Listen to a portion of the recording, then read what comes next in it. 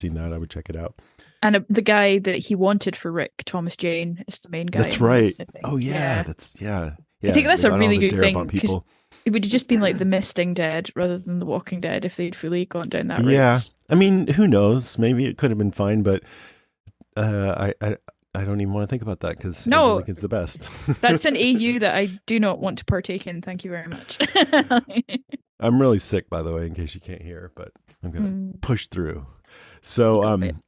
do you mind if I go first? I'm Not at fine. all. You're on limited time, so go for Okay. it.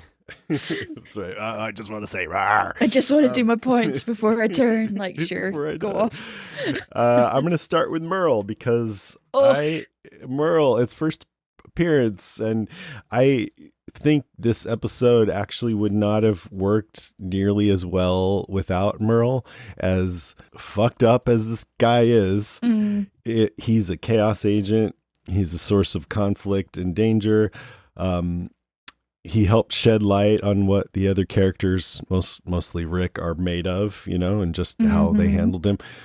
It kept going with the idea that this show is disturbing, and it was a different kind of disturbing, for gore at the time was shocking. Now it's not, but Merle now would be shocking. Like, they wouldn't show Merle on a show now the way he was in this I episode. found it so uncomfortable rewatching it. And it wasn't even just the use of language. It was like T-Dog gets a savage beating. Oh, Like a yeah. savage beating. Like, I'd forgotten that. I thought he was just a racist shit. I'd forgotten that he's actually absolutely unhinged. He's like a rabid dog. Like, he's off the hook. I mean, yeah, he's all coked up, and when he's like saying, "Let's vote," who's the leader, and they all raise their hand. That was disturbing because he's just got them under his thumb, right? And they have to say what they need to say to stay alive, basically. Awful. Yeah, and I remember feeling in season 3 that they're kind of softening him up a little bit, and that was sort of my criticism of Daryl at first too, that he comes on like this total dickhead and then they soften him up over the years. But I sort of rationalized that by saying, okay, well, he was under this guy's influence. Exactly. I thought about that a lot. When I was watching Rick handcuffing, there was like 2 points, like when you're playing a video game where it's like narrative and it's like, these are the points that really change the narrative. And I was like, well, Glenn saving Rick the story wouldn't happen without that. Rick would be dead. And then after that, Rick handcuffing Merle to that pipe. I don't think we would have Daryl in the way that we have him if that hadn't happened. Because Daryl confesses later, he's like, Merle and I were going to rob you. Yeah. So without getting rid of Merle for Daryl, I don't think we could have Daryl the way that he is. Yeah. And I mean, I do have those feelings like, over the years, The Walking Dead sort of Fonzie-fied Daryl. Where definitely. If you didn't know, Happy Days was about this kid, Richie Cunningham, and he had this friend who was a motorcycle greaser type named Fonzie that was James Dean-like, and the audience loved him so much that the show ended up becoming about him, and it kind of softened him up, and it feels like they did that a little bit with Daryl, but you can make it work because you could say, yeah, Daryl actually was this sensitive guy at heart and just being abused by his father and also his brother. And once he got out under their thumb and got around to better influences, he could change for the better, There's also the thought I kept having watching this episode, which is, oh yeah, Martinez becomes a savior. That's something that I had completely forgotten about. Future I was like, savior this sweet father is becoming a savior. I'm like, oh well, we'll revisit that, I'm sure. That's not his name though. What is his name? Not Martinez. Sorry. It is Morales. Martinez thinking is about the other savior. Woodbury. Yeah. Or no, he's the Woodburyan. Yeah. He's Anyways, the Woodbury one. So, but Merle. So, I mean, it is disturbing, but I am drawn to things that show petty people. Like, I always say George Costanza is one of my favorite characters, and just like the idea of Andrea being so mad at Rick that she's about ready to shoot him in the head just because he fired his gun to save his own life and drew zombies in.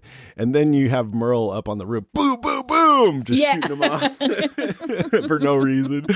And that was funny. And just, I mean, punching everyone. It was really harsh, but he's got his racist slurs and everything. It kind of reminded me of the bear, the chaos. Like yes, the chaos up on the roof. The chaos of the bear on the roof. I can buy that.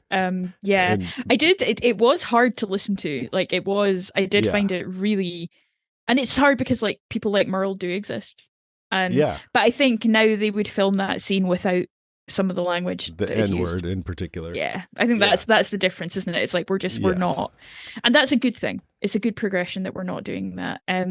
But I found it when I was rewatching. I kind of fast forwarded some of that because I was like, oh, I don't want to watch this again. You don't want to hear it. Yeah. He calls Andrea sugar tits and just throw him off the roof. Such a charmer. Yeah. And they leave him up there, and you think, well, they probably should have, if it was somebody else, or you just take the Merle-ness out of the equation, they should have just retreated, but then made some noise somewhere else to draw the zombies away, then sneak back over and get him, right? But I think him being such a douchebag is a factor for sure. Yeah, or use the damn hacksaw and like hack it, like it's something. It's hard. And props to T-Dog. He's the one that goes back. Like no one else goes back. The rest of them just run off. But then when he fell, that's an iconic scene. I'll never forget that, the slow-mo key going into the thing. No. And it just made me automatically feel like, oh, T-Dog's like a Charlie Brown type or something. Even though I love seeing him. I love that character, I should say. Yeah. So when he tried to take control, Merle, he's like, all right, we're going to have ourselves a little powwow, huh? Talk about who's in charge. I vote me. Anybody else? Huh? Democracy time, y'all. When he said that, I was like, oh, that reminds me of the famous line from Rick. This is not a democracy. And I wondered if the writers had thought back on that or anything. The use of the N-word, I do want to talk about it a little bit. Rick and T-Dog also use it only to chastise Merle for using it. Today, that's unacceptable. Professors have been fired for doing that. I think, I don't know. Yeah, it's a good thing that they wouldn't say it now, but it is something that a guy like Merle would say. So there is a part of me that's like I've said before on the podcast, let's show how people really are. Let's not shy away from it. But if somebody argued, no, I don't want to hear that in any context, I would not argue back. Yeah, I think that's the thing. I think the thing I always come back to with it is like, there is never a situation where you need to use that word. Yeah, like there's just not. Like you can always use a different way of describing what you're trying to say. But with Merle, I agree, it's a character choice. I think now it would hit even harder if they kept that in the script. Oh, hell yeah. But like when Rick repeated it, I was like, Rick, be better. But then I was like, it's fine. Yeah. Okay. Yeah. It's at the time, I mean, the context that he was coming from, he's saying, this is not what we're about anymore. Yeah. And it bothers me sometimes when people don't take that kind of thing into account. But on the other hand, we're clearly in a time now where everyone should know, no, don't do it. You know what I mean? Just don't. There's literally no need. No one in the world needs But back then it was a little different, and I know back then in 2010. I know what Rick was trying to say. Look, there's that color, skin color, and all that race, and just doesn't matter anymore. Don't even do it. So anyway, he was trying to be against that. But then that whole exchange with Rick brings focus on societal norms having broken down. It's one of the things I like about the idea of an ongoing zombie movie, which is The Walking Dead, is to see if and how societal tendencies could change. And at first it seems like it's kind of business as usual for Officer Grimes here. He punches Merle, cuffs him. And I love that Rick, like all these people know each other. Rick's the new guy, but he sees the situation and he puts an end to it, you know? And there's a really sweet moment where he looks at Glenn, because Glenn's kind of his way into this group, and Glenn sort of shakes his head like, no, don't get involved. He crazy. And Rick does it anyway, which I really like. Yeah, there's a little connection there. And like, as you were alluding to last week, Rick is used to being the authority and he's comfortable with this kind of situation. He knows how to handle it. And I was writing in my notes, I argue he's still a hero. He's doing the right thing. But then he holds his gun right up to Merle's head just because Merle said, screw you. And I'm like, oh, yeah, I wouldn't be comfortable seeing a cop do that. And then Merle says, you wouldn't shoot me. You're a cop. And Rick goes, all I am anymore is a man looking for his wife and son. Anybody that gets in the way of that is going to lose. And I'm like, holy shit. Rick from the very start had this darkness in him where he'll do anything to protect his family. It was there right away. And it wasn't nearly as extreme as it gets because he would have pulled the trigger later on. Yeah, I was going to say, season 4 onwards, Merle's getting left on that roof and no one's giving a fuck. He's dead. Like, I mean, he dead. Rick shot some dude, I forget who, that was giving him gruff and just fucking killed him. Once we get to that part, because I think it was in like season 4 or 3. Yeah. And then along the lines of societal norms changing, Rick also encourages Andrea to take this mermaid necklace to the mall for her sister. And she's like, would it be considered looting? And I'm like, dude, everyone's dead. Come on. Yeah, I know. But Rick has that kind of piousness about him still sometimes in this episode that I find quite entertaining. You know, we'll come to it, I'm sure, but when he's like giving a little sermon about Wayne Dunlop. Oh yeah, we're gonna get to that. But let me just finish up real quick on Merle. So this, when T-Dog throws the key down, he's chained to the roof. I guess all I have to say is that's it for him until season 3, because they go back for him, and he has one quick scene. He opens up the next episode. I let it run by accident last night, and I was like, we come back to the roof and see Merle freaking out, and then we see the Zeds starting to coming in. Because I thought that was in this episode, and I'm like, I must have misremembered that, but it's next week. Yeah, I am, because the other thing T-Dog does that is genuinely nice, all things considered, is he chains the door shut, so that Merle has a fighting chance. But because I thought the same as you, and then literally I was sitting like doing notes for something, and the next episode started, and I was like, we're back with Merle, which I'd forgotten, because like you, I was like, oh well, that's him till flashbacks in season 2 when Daryl sees him when he's like fallen off his horse down the creek or something when he's looking for Sophia. But in real life we don't see him again until Woodbury. So, and he comes back as a regular that season, and I was glad he came back, but I don't know, we'll talk about that when it happens. I had Merle as a point too, just that he was much worse than I remembered. He's a fucking savage in the way that he beats T-Dog. I hate the racism. I hate the sugar tits stuff with Andrea. I hate how he tries to wheedle T-Dog into giving him the hacksaw, and T-Dog just gets the measure of him, and he's like, yeah, you're gonna shoot that cop, aren't you? And Merle's like, do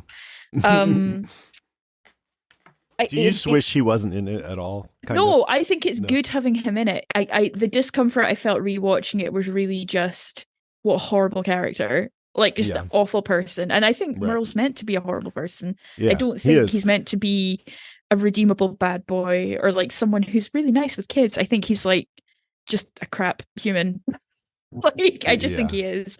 But the thing is, here's what I'll say as well. I find the bit where they leave him behind really upsetting as well, because my empathy goes to Merle in that moment, because no one deserves that. Like, no one at this stage in The Walking Dead, by like season 5, like everyone probably deserves it for different reasons. But I mean, he came close to deserving it in just those few moments, you know. He's like ready to kill somebody if they don't just bow down to him. Absolutely. But the desperation in his eyes is just, Rooker's great.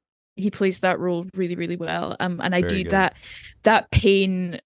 I don't know how to describe the feeling that it gives me when it's this like mix of pity and just anguish at what happens when T-Dog drops the key. And it's partly because what T-Dog has to live with that, and partly because it's just one of those shit accidents, because it truly is an accident. He's trying to do a good thing and he ends up doing a worse thing. Oh, you just reminded me too, because I think I always hoped that Merle would come back and that he would confront T-Dog, and then, and we're spoilery here, just to remind you guys, T-Dog ended up dying before Merle came back into it, and that was a bummer. And that was like kind of like what they did with Madison and Alicia in Fear. You know, it's like, come on, if you're going to bother bringing him back, we want to see these confrontations. Yeah.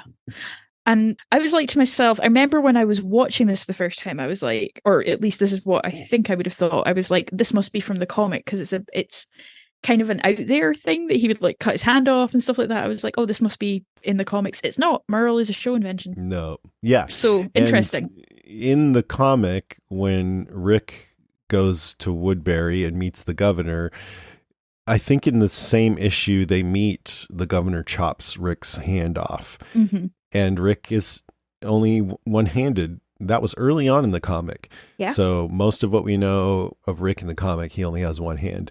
And so when they chopped Merle's hand off in the next episode, or Merle chops his hand off, I thought, oh, I wonder if that means they're not going to chop Rick's hand off, because that would be weird to have two characters. And it did mean that.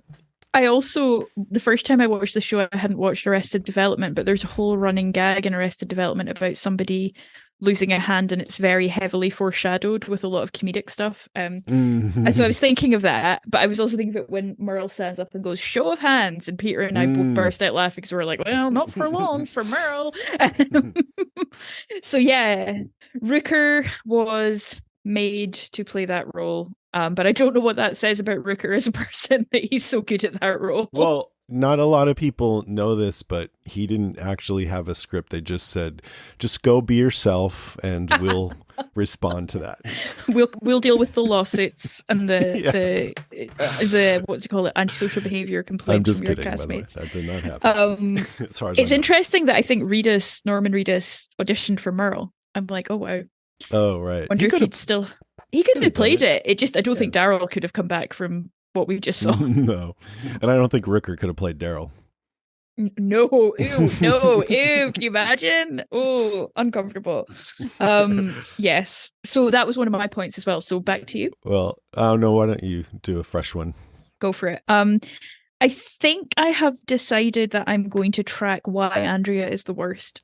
Because I feel like as a person, since 2010, I've studied a lot. I got my degree. I've thought a lot about feminism, women supporting women, intersectional stuff. And I'm just like, yeah, no, she's still the fucking worst. I don't want to think that. I want to try and redeem her. This episode did not help. She's genuinely a very irritating character. From the start, she's pretty annoying. Oh, she's so annoying. And I just I'm trying to quantify it. I'm trying to be like, why is she the worst? Why is she so annoying? And I don't really have any answers. I think she just comes in so hot, but isn't cool enough to pull it off. Like she comes in Michonne comes in pretty hardcore and pretty violent and pretty aggressive. Andrea comes in that way and is nowhere near as effective and nowhere near as cool. And it made me very glad that things went the way they did and they didn't end up doing the straight from the comics Rick and Andrea love story. I can see how they're trying, even in this episode, to set up a connection between the two of them. And I just praise the showrunners that was not the journey that the characters took. Mm-hmm. Well, when this episode aired, I'm pretty sure Rick and Andrea were not together yet in the comics. But I would need to go and double check. I would need to cross check my data. But Andrea and Dale were together, and we always thought that's where it was going. And I think that was the plan. I think for the Dale show. thought that's where it was going as well. And Andrea was much younger in the comic too. Yeah, she's 25 in the comics, and she's 36-ish here. So yeah, we meet her. She is, I feel like, quite a poorly written female character. Just at this stage, I think she's overly emotional, overly sappy. I don't know. Again, this is me sounding like a real judgmental cow. The scenes with her and Rick with talking about leaving the safety on and the necklace were a bit more enjoyable. That made sense, because if you don't know how to use a gun, then you don't know. Yeah, so and Rick I'm okay with that. He's showing her kindness there and getting the read of her a little bit. But other bits, I still don't care much for her, and I'm going to be thinking about the reasons why that is, and whether I am just a woman-hating misogynist, or if Andrea actually is the worst, and if so, why. So that's my research project for this rewatch: is can Andrea be redeemed? Let's forget about Negan. Let's talk about Andrea.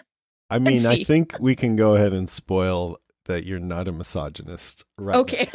I don't know. Andrea makes me hate women and Laurie makes me think women can't drive. So yeah, I mean, that's where these sort of trying to push things forward progressively so that marginalized, oppressed, and underrepresented groups get their due is so awesome and necessary, and I'm all for it. But when that sometimes means ignoring something that somebody does because they're part of one of these groups that's fucking annoying, then I don't like that, because I don't like pretending something's not really the way it is. And sometimes it's a little squishy and you know, you have to talk through it and maybe you'll change your mind about it. But I just, you know what I mean? Like, I think with Andrea in particular, if I remember right, when Karen and I covered the series, I came to her defense sometimes, and we had Laurie Holden on the podcast a couple of times, and I talked to her about the reaction to her character and everything like that. So I don't think it's going to be like all hate from me on Andrea. But this episode, I did find her pretty annoying when she comes at Rick right away, pointing the gun at his head. And I thought his reaction seemed a little bit unbelievably calm, like, huh, what, did I do something wrong? And then later you find out that the safety was on, so then it makes a little more sense. Yeah, that I liked that nod as well, because I was like, oh, I'd be raging. But yeah, I think for me it's going to be about unpacking why she's irritating, because I one of the things to say, I felt massively for Laurie Holden that she had such a shit reception as that character. You know, no kind of empathy from the audience in any sort of meaningful way. You know, she was written off the show. She came on with Darabont left. She was supposed to have the arc. I mean, she said that in one of her eggs interviews. She's like, I was supposed to go the whole way. I was supposed to get to Alexandria. I was supposed to be with Rick. And none of that happened. Kudos to the show for cutting her loose when it wasn't working. But I don't know, it just didn't quite hit in the way that it should with Andrea's character. Yeah.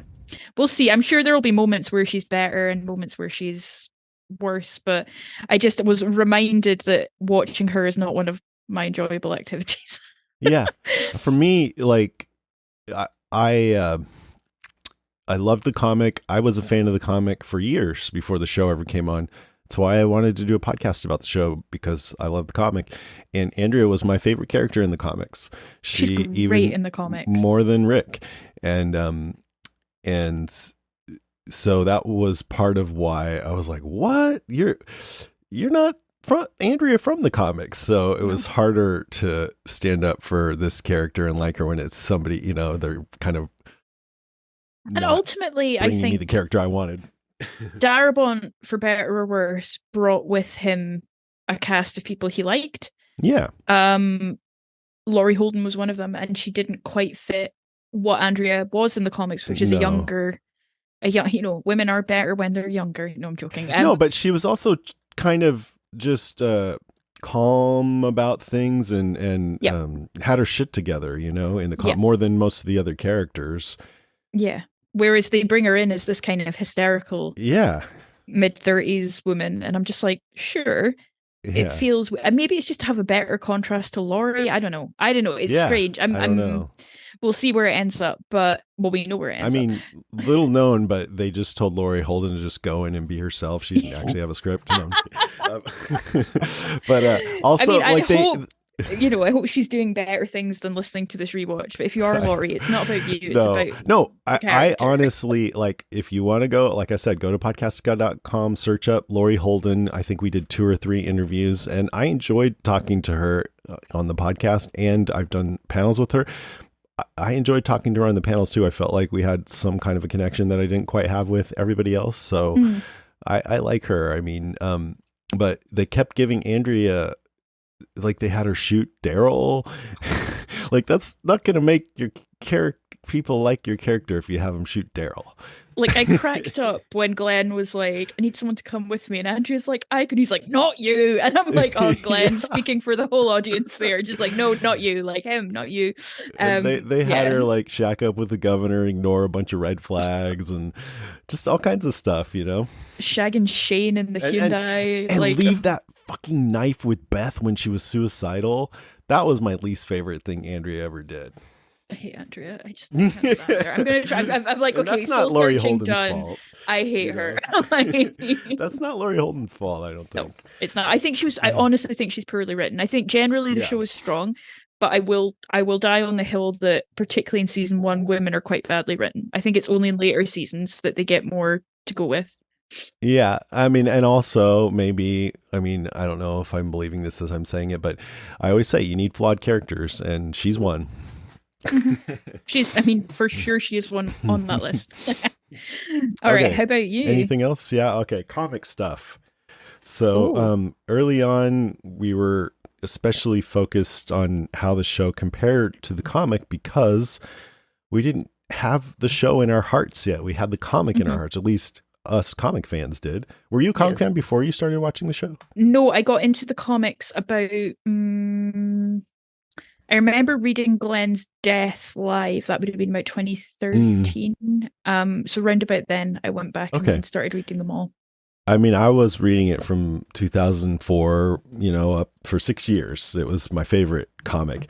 And so I was like, they're going to bring my comic to life. So then I remember seeing this first shot with Dale on top of the RV with his floppy hat, and the camera pans through the camp to Jim with his beard and his baseball hat, and Amy talking to Laurie, and little Carl playing with his truck. And it all just looked right out of the comic, and it was super thrilling. And if you weren't a fan of the comic, it was just some people in a camp. It didn't matter. Yeah, if you weren't a fan of the comic, you're like, they're camping. Okay, fine. But I'm like, oh my God, there's Dale on his RV. That's so cool.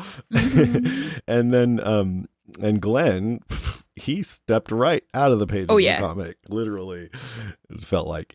And I'd say the ones who felt most straight out of the comic from this episode were Glenn, Carl, and this guy Jim, who's barely in the show. He wasn't really in the comic that much either, but I'd say second tier, Amy, Dale, and Laurie. They're pretty close.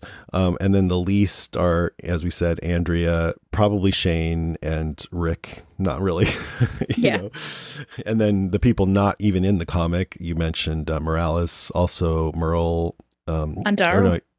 And yeah, Daryl, although he wasn't in this episode, but yeah, T-Dog was not in the comic, and neither was Jackie. There was a lot of speculation that T-Dog was a revamped Tyrese. But then Tyrese turns up in season Dog. 4. So Tyrese, by the way, surname Dog. T-Dog, I mean, okay, maybe you could have the nickname T-Dog when you're hanging out with your buddies, but in the zombie apocalypse, you go back to Theo. Not T-Dog. So. I think so. There is a little bit of like, have they written him as a bit of a caricature in this episode? Yeah. I'm a little bit like, really? Okay. He's the racial tensions guy, but I mean, okay, I don't know. I love Iron Singleton so much, and I like the character of T-Dog too. Irony does so much with that character, and you see, I was one of the things I noticed with this. We find out later that T-Dog he was driving a church van, like he's inherently a really good guy. And I think the fact that he does go back for Merle speaks to that. And that's a kind of nice character beat there. Even in this, he's like, try a little positivity. I enjoyed him in this too. Yeah. And last with the comics, so we see Laurie and Shane getting it on in the grass, and I was thinking, I think I said this last week, but Shane and Laurie knew that Rick was alive in the comic. So it was cheating. They were cheating. They knew it. Here, Laurie thinks Rick is dead. And I think that's what Shane told her. So she doesn't think she's cheating. But it does seem a little soon to be that excited about, and I feel judgmental saying that. Maybe some people don't agree, and that's fine.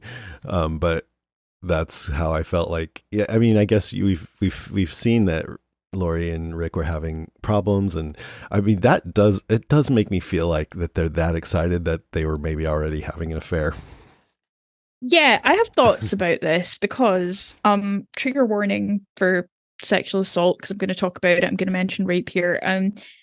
Rape by deception is a situation in which the perpetrator deceives the victim into participating in a sexual act to which they would otherwise not have consented had they not been deceived. Happens in cults a lot.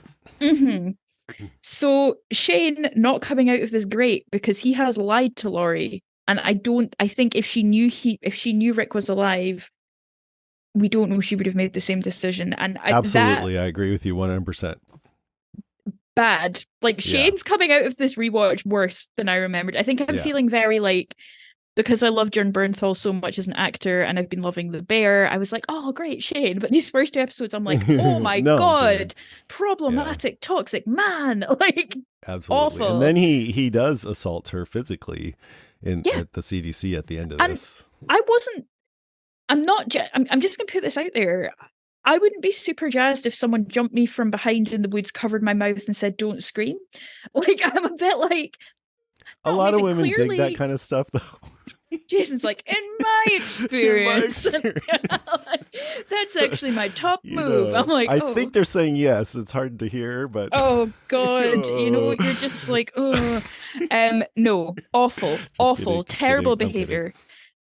behavior from Shane. They make it clear, to be absolutely crystal clear, there is no doubt in my mind that Laurie is consenting to have sex with Shane in this episode. He Yeah, is not assaulting her in this episode. However, but she doesn't know that her husband's the alive. overall situation is deceptive, Yeah, and the way he goes about it is very foolhardy and borderline toxic with the way he approaches things. But yeah, Shane is clearly living out some kind of fantasy that he's wanted for a long time of having Rick's life and his wife and his kid. Doesn't excuse it, makes it a bit creepier, if I'm honest. And I think I was going to ask you about this. I think sex scenes got less graphic in The Walking Dead. This feels like one of the more graphic sex scenes that they have in this yeah. show. There was Abraham and Rosita later on. I think that With was Eugene kind of like, watching. whoa, yeah.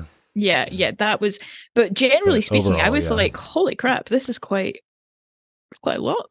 Yeah. And I mean, personally, I think it's crazy that we're okay seeing people's heads chopped off, but get sexual and everyone gets all uptight about it. So, yeah, I mean, I would like whatever. to point out, hopefully not uptight about it, just concerned about Laurie in this moment because it's uncomfortable knowing what we know. And they do this big deal of like Rick's ring and like putting it to the side and like flipping her over so that they're not looking at each other, which is something they spoke about at a Walker Stalker panel. Because I remember Sarah Wayne Callies being like, oh no, we don't have to talk about that. And it's like, that was me. I brought it up. I asked them something about, how you flipped her over or something. And he started smiling and she seemed uncomfortable. And I was like, oh crap. I feel bad about the way this is going right now.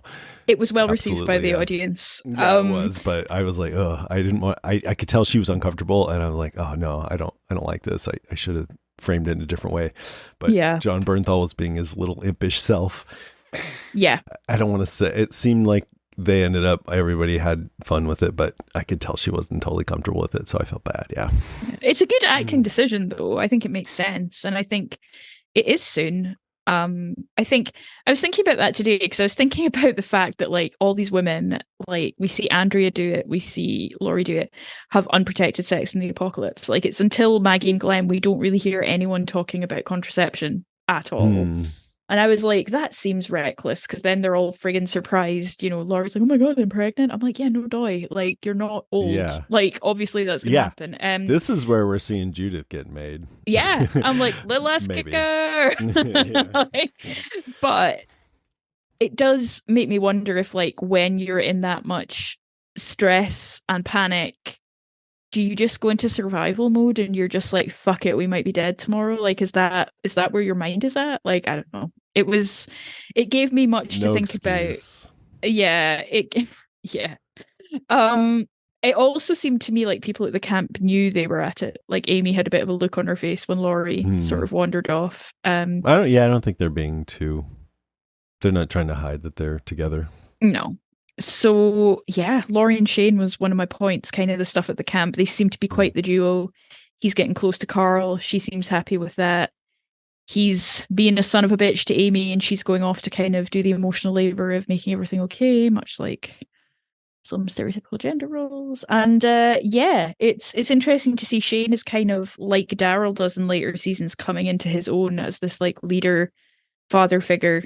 And Rick's about to turn up and kind of fuck all that up for him, which I think is the start of really dark Shane. So it was nice to check in with the camp. But I don't know if I would use that word coming into his own because that implies it's healthy and it doesn't feel healthy. He's a dick.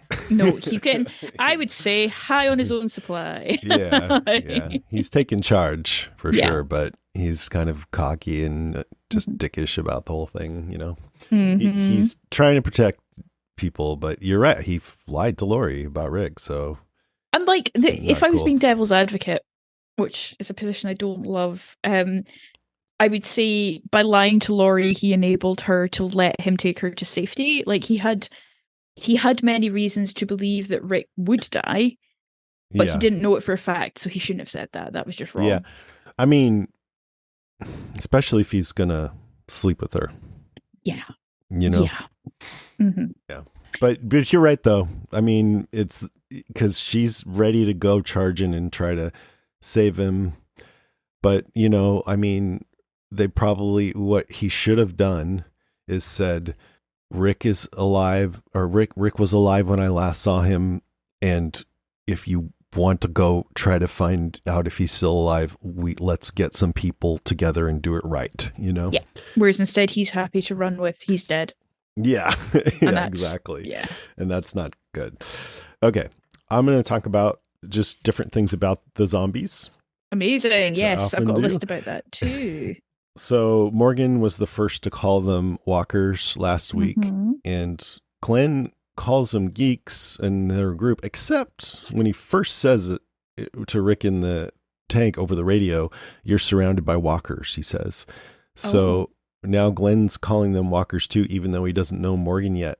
So usually from here on out, whenever they find a new group, that group has a different name for the Zeds: biters, infected, skin bags, rotters, empties, and my favorite, the dead, which I think a lot of people would say. Empties from World Beyond.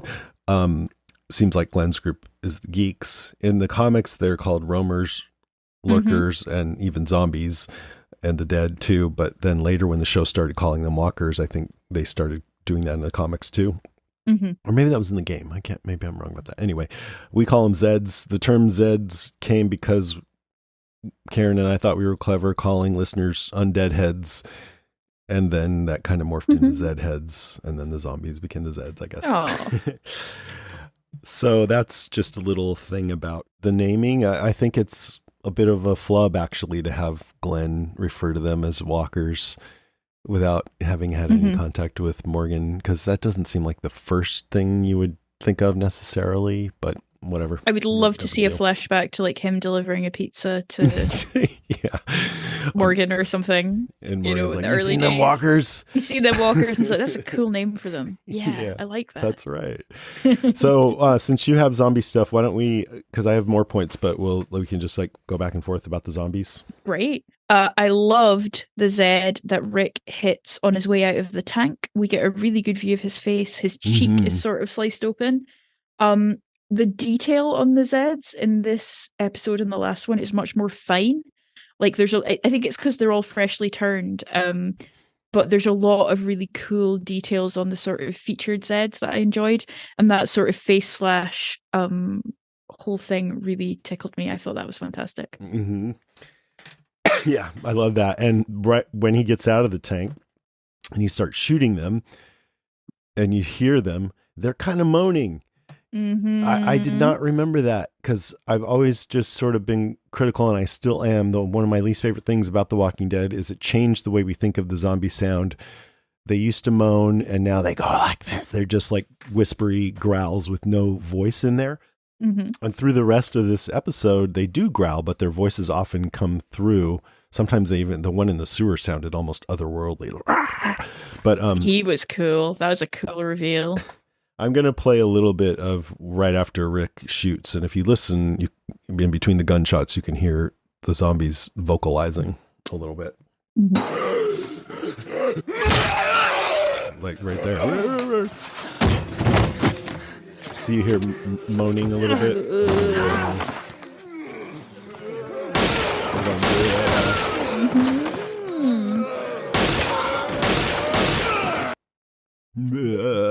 Like that. I feel like that's just another way that season one had the more I never thought about it this way until The Walking Dead, but a little bit more humanized zombies, a little closer to human. And with the way Morgan's wife was and the way they're smarter and they can climb fences and stuff. And then pretty quickly after this, I think they decided to make them more like pests, and they took away their voices and they made them less smart and they made them feel more disposable. And I think that was on purpose because they knew that the characters were going to be killing them a lot and probably didn't want it to feel like they were killing people that had any of their humanity left. But it also takes away some of the power of what makes a zombie movie great is the tragedy of it. And when it doesn't feel like a tragedy anymore because it's just like killing a spider, although I know some people hate that too, but anyway, then it takes away a little bit of the power of it. And just to show that at this time before The Walking Dead came on, people thought of zombie sounds as moaning and not whispering or like that. I would ask when we had the Walking Dead actors on for them to do their zombie sounds. Yes. And here's Stephen Yun. So he thought of it as moaning. And here's Andrew Lincoln's.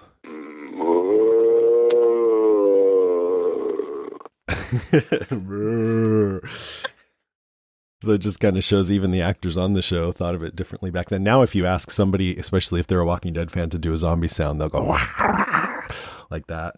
That's so funny. I hadn't really thought of that.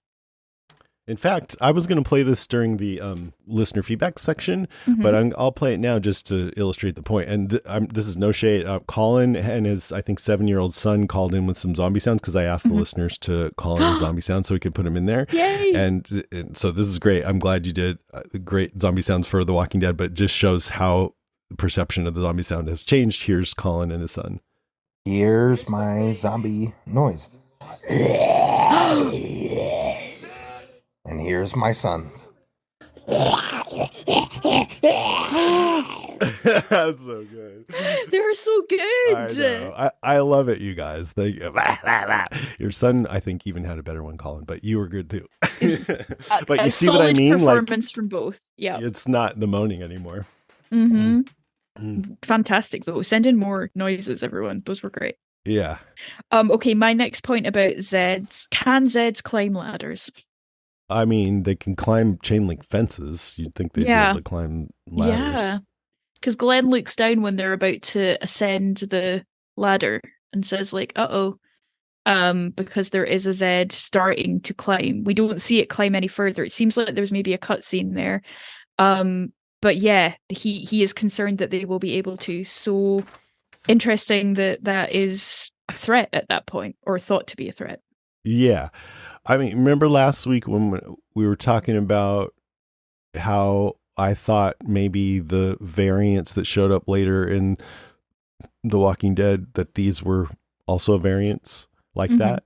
And so I looked up the dialogue I was thinking of in that episode. It's season 11, episode 19 variant, when we first met the variants. And someone said to Aaron, how the hell did a walker do that? What do you think it was? Like an aberration or something? And Aaron said, well, there's roamers and